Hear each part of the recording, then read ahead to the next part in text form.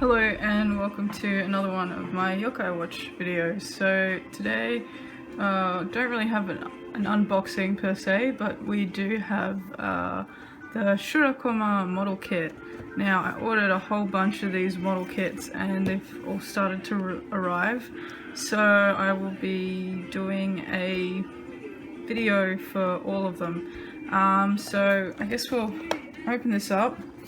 Now when I bought them, they came like open like this, without any shrink wrap or anything. So I guess they just, I don't know, wanted to make sure everything's in there.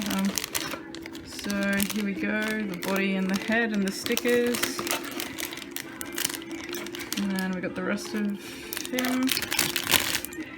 And of course, the manual.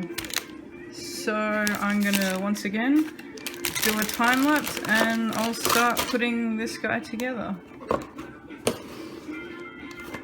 So that's what we can expect him to look like when he's done.